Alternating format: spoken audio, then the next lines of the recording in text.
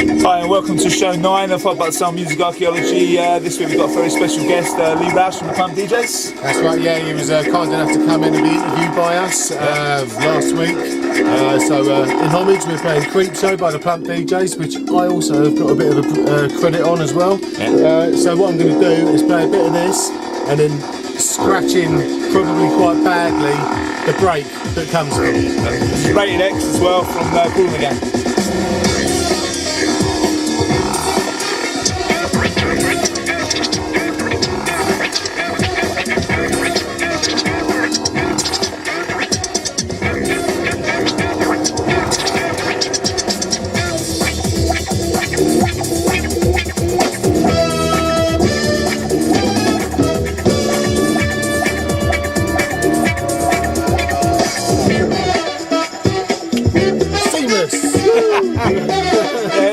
This is Rated X by Cool in the Gang, great tune, and the other tune was Creep Show by the Plump DJs, fantastic tune, and I recognise that voice that says Creep Show. Yeah, that was me on the vocoder actually. Yeah. So format, you're not the only one that uses a vocoder, mate. Chris has got you there. Yeah. And I have to say actually that this is the actual record that the Plump sampled Rated X from as well. Yeah. So, yeah, bit of history. There you go, don't be confused that we're on different sides today, you know. Yeah, we will be swapping back momentarily, and even on the top of my head's actually sort of like missing. But anyway, enough of this, let's go to the interview with Mr. Lee Rous. Yeah. Good evening. Good evening. Anyway.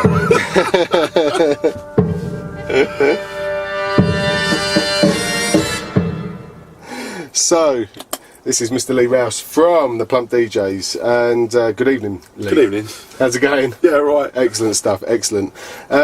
So, like with everyone, we've been doing a few interviews recently, and I guess, as ever, could you tell us a little bit about, well, not so much how you started, I'll get onto that, but more of influences, you know, what made you want to get into sort of music in the first place and producing and stuff? I think it was like, there wasn't ever like one thing. Like, I imagine it's similar with most people that are into music. It sort of exists with you. Do you know what I mean? When I was at school at Hermitage in Ickenham, I wanted to play the classical guitar, which my parents let me do, and then bought me a classical guitar, and that sort of pulled me in. And then my nan gave me an old gramophone that I could put loads of records on. Right. And then my mum gave me the best of Cliff Richard and the Jungle Book theme tune. And then I was like, well, this is all I've got, you know, so I was just like sitting in my room listening to Cliff Richard and the Jungle Book all day, every day for about a whole summer. Okay. My mum found an old school report, actually only recently, from my 4th year at infant school. Apparently I was trying to do a rendition of a DJ at the play. Right. So obviously after seeing Jim Will Fix It a few times, there was a sort of move into that area. Maybe I wanted to smoke cigars in front of people and give people things to put on their necks. And get a nice blonde wig. Yeah, maybe that was it. Maybe I just wanted to wear a blonde wig. Blonde wig and maybe a nice nice tracksuit or something like that. That was it. It was the tracksuit. Yeah, trying to think of something cool. But yeah, and then, you know, like just sort of moseyed on through, got to secondary school and really met you at school, and you are a local DJ, and introduced me to the Wheels of Steel. It's not about me, Lee. It was all about you. You were the gateway. You were the gateway to the future. So fast forwarding a little bit to when this started actually becoming a big part of your life. Well, I suppose not so much financially, but when you actually started doing it more as a career sort of option. How did that sort of start?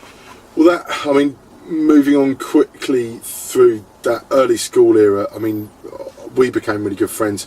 You taught me about turntables. Then we used to hang out in your shed back then when we were like late teens, early teens.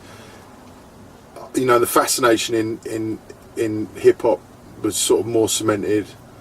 And then one of my friends that I went to university with after that period made a tune which was called Strike. The band was called Strike. The tune was called You Sure Do. That's right. That was Matt Cantor and Andy Gardner, and who are obviously now one part of the Freestylers and the other half of the Plump DJs. Yeah. And we were just raving at the time at university, and that changed all our lives in that period because we were just out, you know, going clubbing to house music. and then it just elevated everybody. You know, Matt taught me how to mix on, you know, after getting a sort of background of decks and turntablism from you. Sure. So that pushed me forward there, and then became friends with Andy, and then Andy let me into his studio and started getting the knowledge there. And then at that time, house music then developed into quite a glam thing, and it lost all of its attitude for us. It became very too glam, not enough attitude.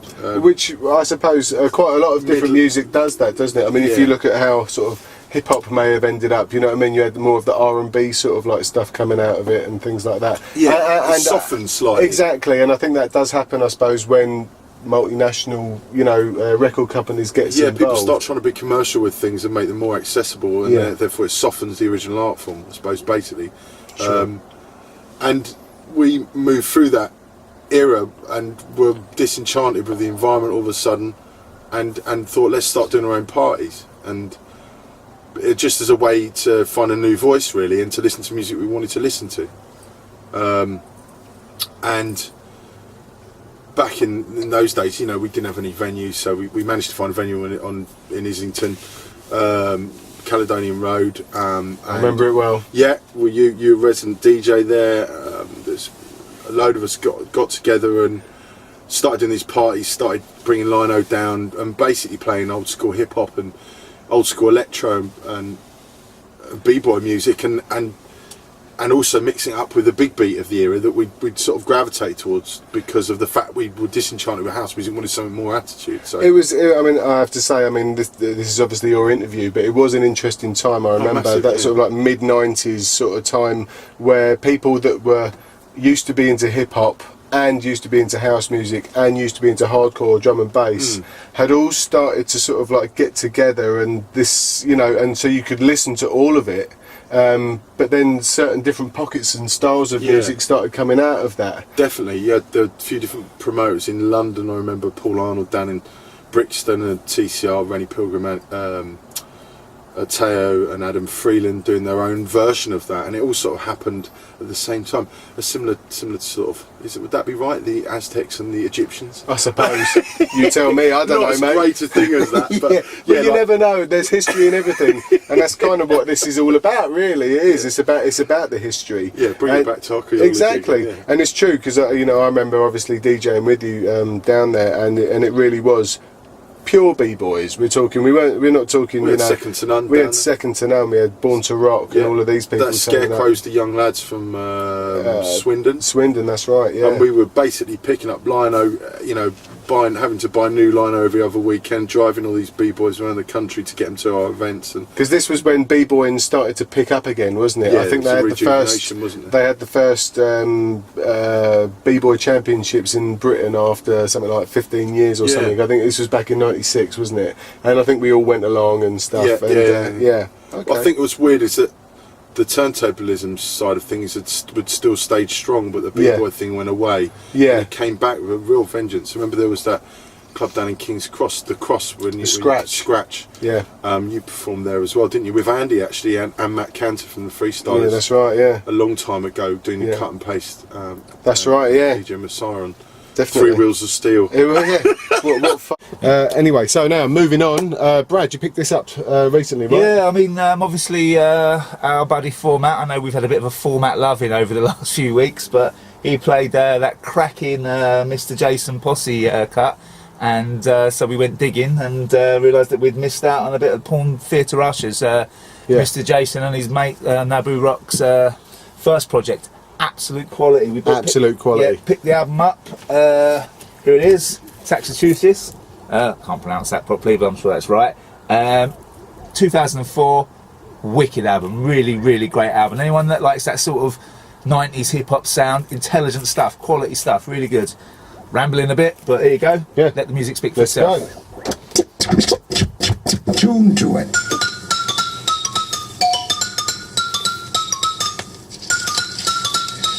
That's it. There it is. Take 'em back, take 'em back. Take 'em back, take 'em back. Take 'em back, take 'em back. Yeah, yo. Take 'em back, take 'em back. Now I'm a product of the 90s, so step into my world. Been doing this since Jenny was a fly girl. Since the youngsters were young and stuff. The lady her age probably had them fucking afro puffs. When the absolute quality. I Yeah, think. wicked, man. Great Yeah. album. Available. I picked this up on Discogs, but I mean you can still snap it up. It wasn't hard to find. They got Sloppy Seconds, which is another EP album. A few big 12s out there as well. All in order. All going to be dropped off by the postman soon because the stuff is quality. So go buy it. Yep, go buy it. Yep. Now, moving on to our break of the week. Fairly well known to the beatheads, I would imagine, but this is a nice original 7-inch cut by a group called We the People, and the track is called Breakdown, and it has got some tough drumming. Here goes.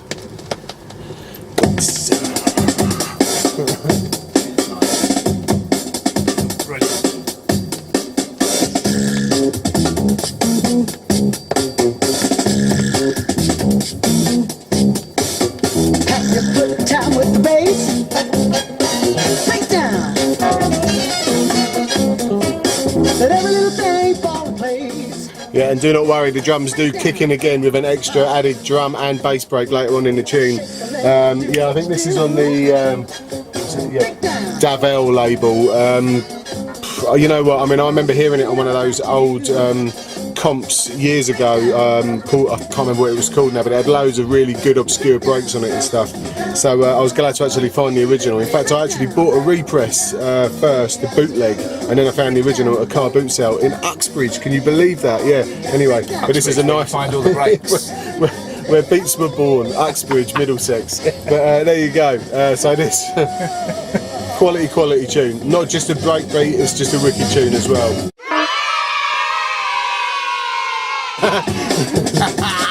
So what was that thing you wanted to talk about, Brad? Dust and Grooves? Yes, Dust and Grooves have got a big kickstart at the moment. They're doing a project where they're doing a photographic book about record collections, and some of the pictures are amazing. And it's a great project, so try and put some money into that. $1, because it's in America, $1 or $10, $100, $1,000, whatever you can afford. They're about a third of the way there, and they need about $30,000. I read about it on an article in the Brooklyn Gazette. And great reporter wrote that article, and yeah, check it out. So it will come along here in a second. Actually, while we're talking about fundraising and stuff, also the film, classic graph film Style Wars needs to be sort of like, you know, helped out, because I think they need something like $250,000 to actually sort of like make sure that the film doesn't disintegrate completely, so it's lost forever. So they want actually to sort of like get some fundraising involved, and what you can do that on the Style Wars website, and you know, once you know the money actually gets made, then you get loads of goodies sent to you from Star Wars. Same with the other Kickstarter. Yeah, so check that out as well. Anyway, moving swiftly on, we have got our theme of the week. And our theme of the week this week? Oh, it's a cracker. Oh, it is a It's good a one. cracker. It is a really good It one. is. It's from a film, obviously, called Up the Down Staircase. And actually, I mean, this could have been break of the week as well, because it's got a killer break in it.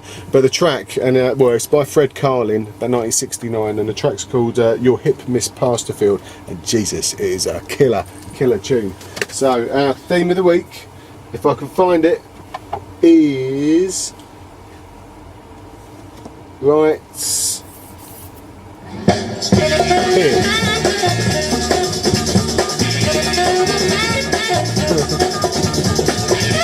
You've got it going on. You can't teach this move. Have you seen the film? No, never seen the film. Thank you to Lee Rous from the Plump DJ. Yeah, thank you very much, Lee. You're an absolute diamond. Yeah, also need to give a shout out to Disco Jeff, and obviously Mark at Resolution Records, who's got a half price sale going on right now, and he's got a new. Oh, after this break, but he's got a new list coming out, I think, in a week or two. So check that. Records. Yeah, that's right. Cool. And see you next week for show 10. We made it that far. And the second part of the Lee Rous and the Plump DJ's interview. Yes, and we will be going to the Breaking Bread Towers and doing a radio show with those guys, and we will also be interviewing Skeg from Breaking Bread. So there you go. That's all to come.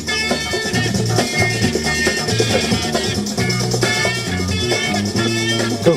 Yeah.